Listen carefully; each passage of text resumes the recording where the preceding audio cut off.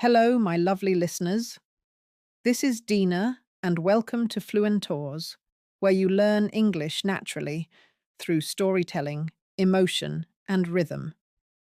Today we will enjoy one of my favorite story, The Necklace by Guy de Maupassant. It's a powerful and touching tale about beauty, pride, and honesty. As you listen, follow the voice slowly. Notice the tone, the emotion, and the rhythm of each sentence. Later, you'll get 10 sentences for shadowing practice, so you can repeat after me and sound more fluent and confident in English. Now, find a quiet spot, take a deep breath, and let's enjoy. Once upon a time, in the city of Paris, there lived a young woman named Mathilde Loisel. She was beautiful, graceful, and charming. But deep inside, she was unhappy. Mathilde dreamed of luxury, shining jewels, and elegant parties. She wanted to live like the rich ladies she read about in magazines. But her life was simple. She was married to a kind man, a clerk at the Ministry of Education. He earned enough for them to live modestly, but not enough for the life Mathilde dreamed of. Sometimes she sat by the window, watching the rich carriages pass by, and whispered to herself, "Why wasn't I born into wealth?" One evening her husband came home with excitement. He held an envelope and said with a big smile, "Mathilde, look! We've been invited to a grand party at the minister's palace." Her eyes widened, but not with joy. Instead, she frowned and said softly, "What will I wear?" She had no elegant dress, no jewels, nothing. Her husband looked worried, then asked gently, "How much would a suitable dress cost?"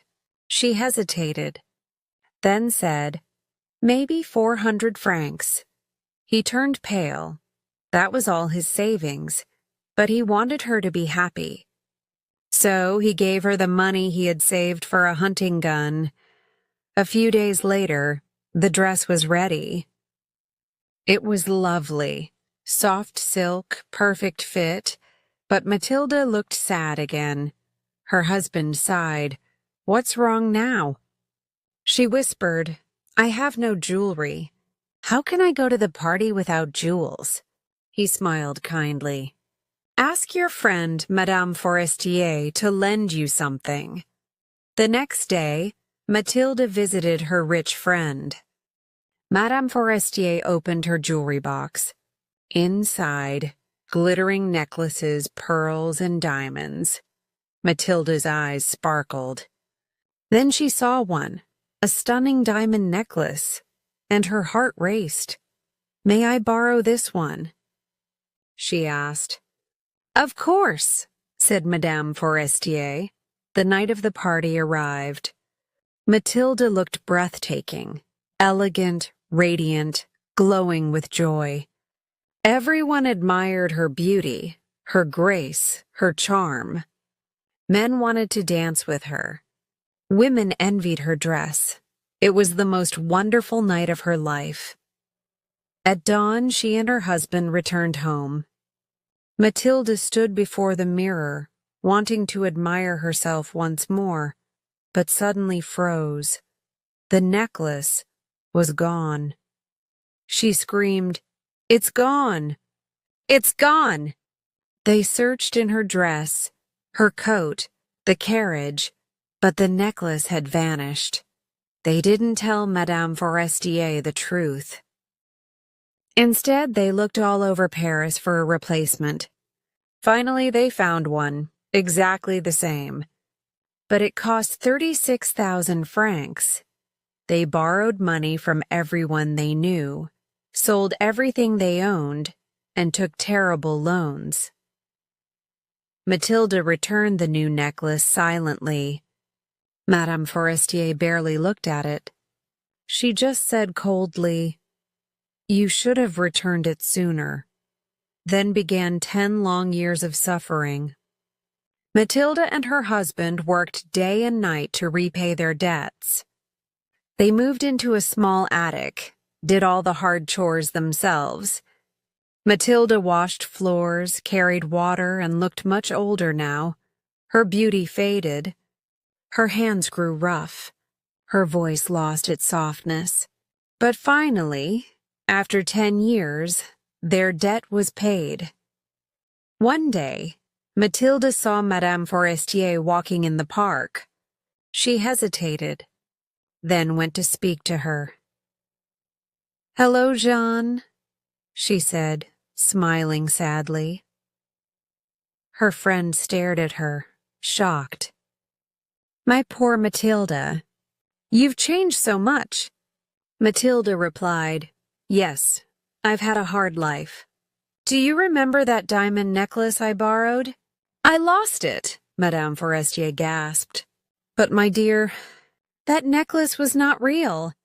It was a fake, worth only 500 francs. Silence.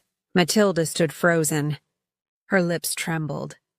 Her eyes filled with tears. She had worked 10 long years to pay for a fake necklace. And that, my dear listeners, is the story of the necklace. A story that reminds us sometimes our desire to appear rich can cost us everything we truly have. Be content with what you are. Now let's practice together with shadowing sentences from today's story. 10 sentences for shadowing practice. Repeat after me, slowly and clearly. She dreamed of living in luxury and beauty. Her husband loved her deeply, but earned very little.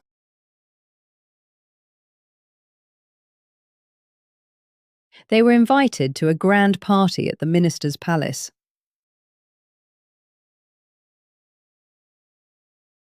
Good job. Next, "What will I wear?" she cried.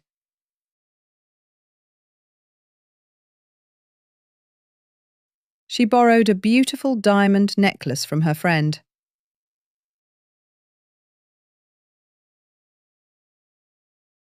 Matilda danced all night, full of joy and pride.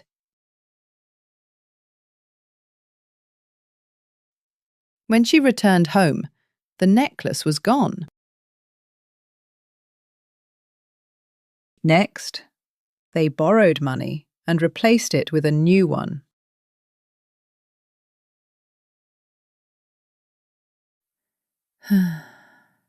"10 years of hard work made her old and tired."